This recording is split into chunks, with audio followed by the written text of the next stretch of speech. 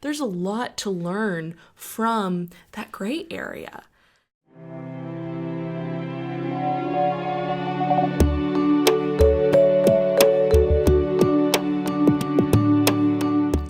Hello everyone, happy Thursday and welcome to our daily ritual. I'm Reese Brown with the Cohere Collective, and our daily ritual is a secular devotional daily spiritual session to help you build purpose and coherence into your daily routine.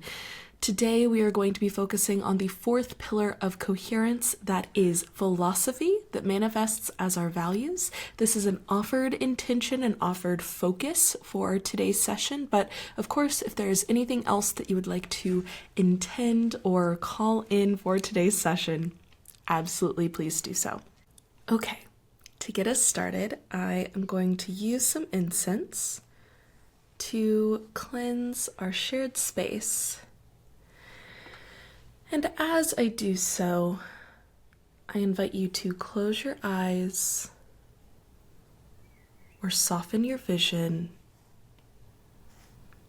and begin to gently deepen your breath. Allow the deepening of your breath to bring you more and more into the present moment, and more into your body. Now that you've dropped in, is anything coming up for you? Are there any spots of stiffness or soreness that could send the breath and a little love to? Any thoughts that may be arising that you can notice and allow them to drift on by? Or any feelings or emotional states that are maybe lingering? We don't need to do anything with these. We just need to notice and allow. Oftentimes, the more we try and grasp a hold of thoughts, feelings, the more they actually grab a hold of us.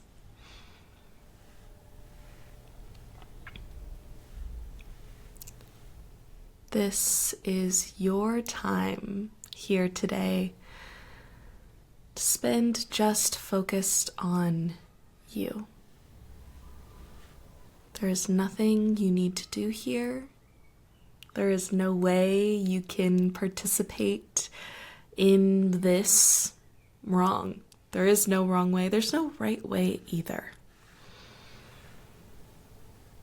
So just allow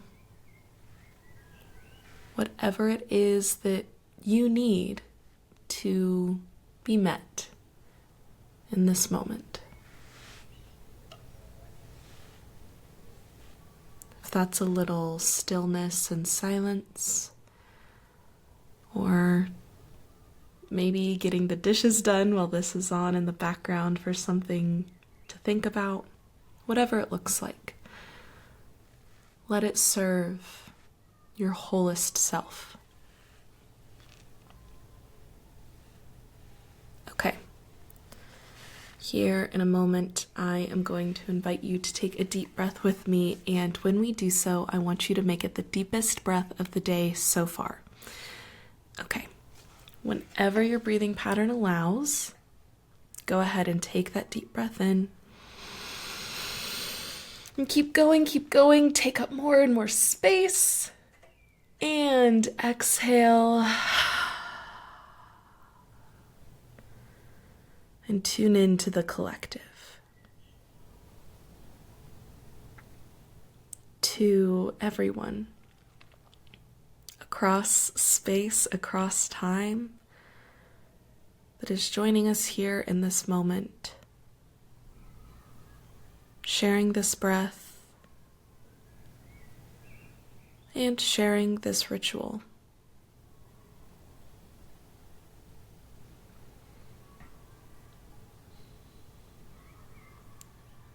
Slowly allow your breathing to return to a comfortable rhythm. And whenever you're ready, you may open your beautiful eyes. Okay, I am going to start shuffling our cards for today, and as I do so, I invite you to tune back into our theme of philosophy that manifests as our values, and anything else that you may have intended, called in, want to focus on today, bring that back to mind too.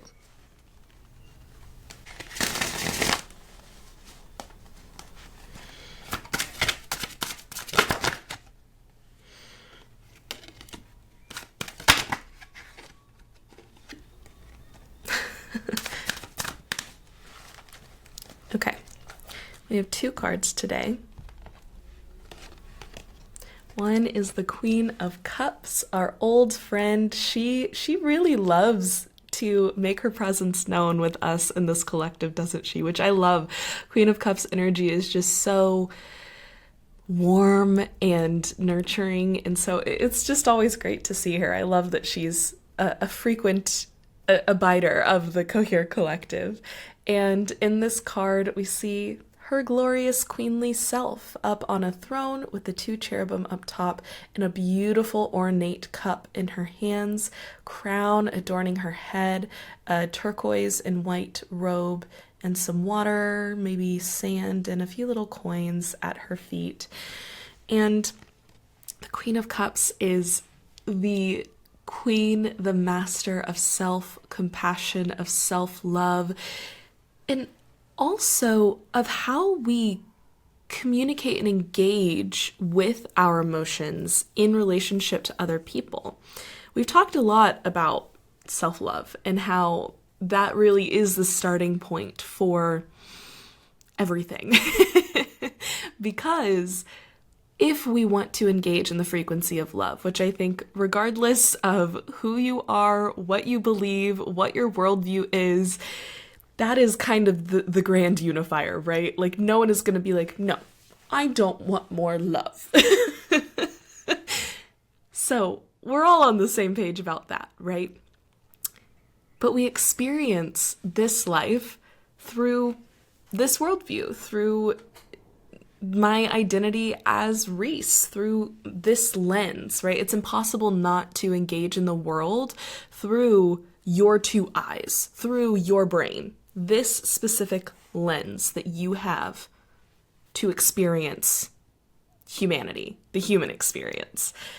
And so if we're wanting to spread love, but we have to start from the basis of having a self to do anything, we have to start with self-love in order to magnify and expand love outwardly. But as we take the next step into spreading love, which also, before we take that next step, let's be clear, that's not a one and done. That's not a box you can check. That's an ever-evolving relationship to self, because the self is ever-evolving too. And so the way we love the self and experience love with and between the selfness of it all is always going to adjust and expand too. But with that expansion happening, with an eye towards all of that, when we take this next step, the Queen of Cups is a master of EQ, emotional intelligence, and it's both something that's not talked about enough and is like way over talked about in a lot of like pop psychology communities, right? It is something that we really need to be mindful of, the way that we set boundaries and build foundations for healthy relationships and engage in professional ways, but also intimate ways, and all of the different ranges of feelings that arise when we engage in the world. That's what the Queen of Cups is so masterful at. But there's also, I think, this tendency that when an idea gets big, when it gets popular, when a theory kind of breaks the mold of the specific academic niche that it's in and it kind of goes mainstream, there's this thing that happens where it tends to get muddied up because it is trying to be packaged for the masses, right? And I don't think it happens intentionally. It's not like someone is sitting like at the top of an ivory tower with a cigarette being like, how do we make this theory less complex so that more people enjoy it? Like, that's not happening. I think it's just the tendency of the nature of life, right? Social media and communicating things, you want things that are quick, snappy, and to the point. But quick, snappy, to the point things can never fully express the wholeness of an idea. This is similar with like slogans for a protest, right?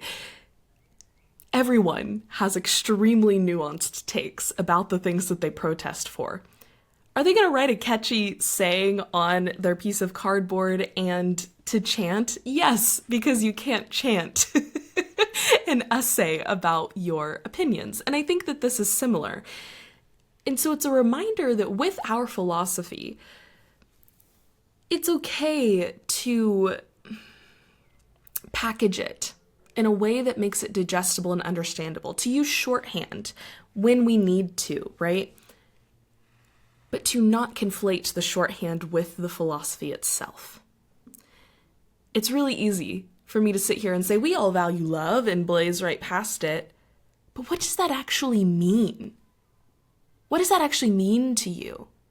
And this is one I've really been thinking about a lot lately. Like, what does love actually mean? And I think it's really easy to say, oh, well, it's love and light, and it's kindness, and it's generosity, and it's charity. But the more and more that I think about it, the more I'm reminded of the ways that love shows up for me being fierce and tender. Not in that tender like sweet, but tender like an open wound is tender.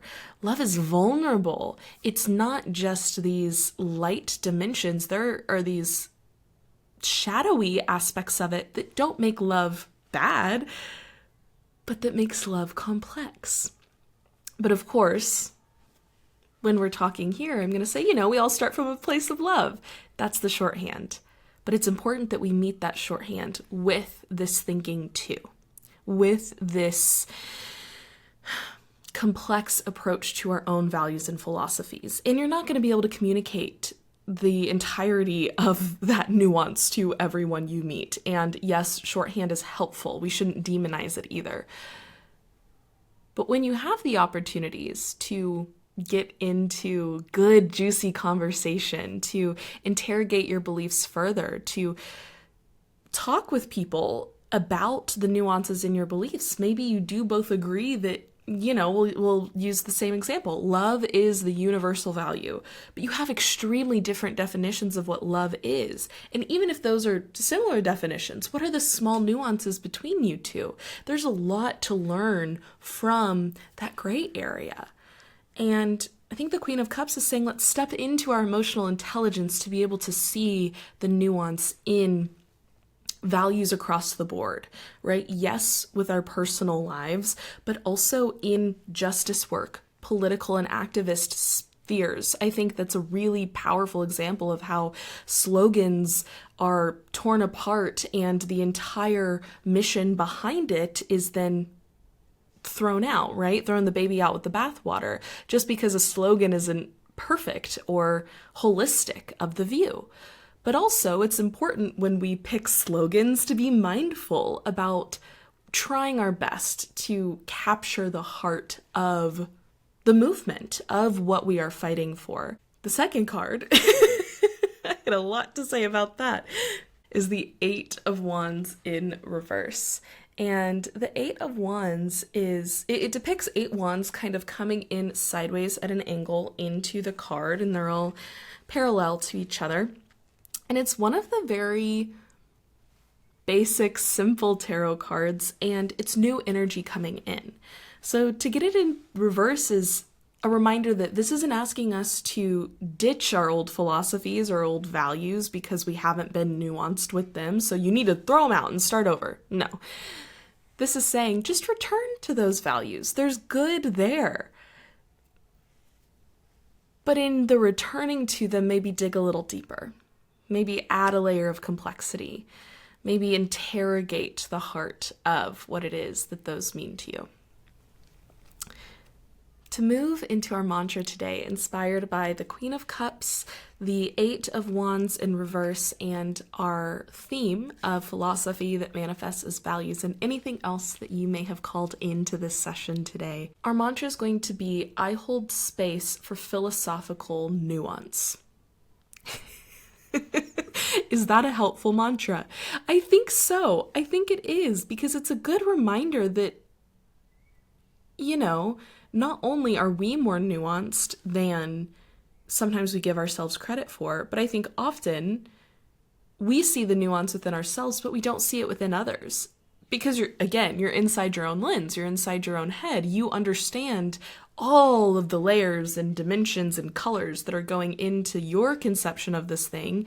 You don't see that with everyone else unless you sit down and have an in-depth conversation. And so it's easy to kind of assume that the shorthand they're using is all that it is. But you know what they say about assumptions? Makes an ass out of you and me. So that will be our mantra for today. I hold space for philosophical nuance. Okay. Whenever you're ready, I am going to ask you to take another deep breath with me, and on this exhale, we will repeat our mantra of I hold space for philosophical nuance. Okay. When that breathing pattern allows, take a deep breath in, and exhale, repeating the mantra, I hold space for philosophical nuance. In our practice today, I think you can probably already guess it. Go to one of your values, to one of your philosophical concepts, and interrogate the nuance behind it. Is there a short, pithy, bumper stickery saying that you use all the time to talk about it that actually doesn't quite encapsulate everything that you think about that thing? Is there a shorthand that you rely on that is actually quite helpful and good to use? And maybe dust it off. Remind yourself of the tool that can be. But pick one, dig into it, and think about the complexity.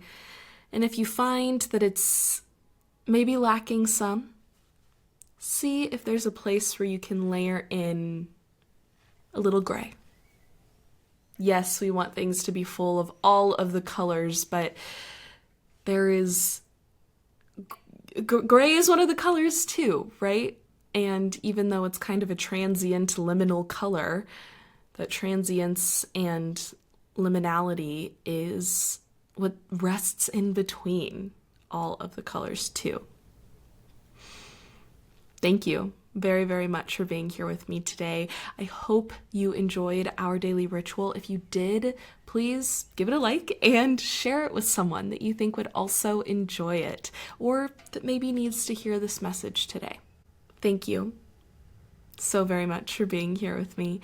And as always, I'm looking forward to seeing you right back here tomorrow. Our Daily Ritual is a podcast by the Cohere Collective that helps you build purpose and coherence into your daily routine. Wherever you are listening or watching, please consider subscribing, following. If you liked this, give it a like, leave us a 5-star rating and a review. These are all of the best ways to support me, to support our daily ritual, to support the Cohere Collective, and to let me know what you like. Let me know what resonates with you and how to make these in a way that is of best service to you. A big thank you to Podington Bear for our Daily Rituals theme music, and as always, I hope you feel like you are living more coherently. Until next time, love. Okay, another Easter egg earring shout out. My friend Emma made me these citrine stone earrings for my birthday a few years ago, and I just love them. Anytime I wear them, I feel so powerful and magical. Trying to hold them around my AirPods, but shout out Emma, I love you.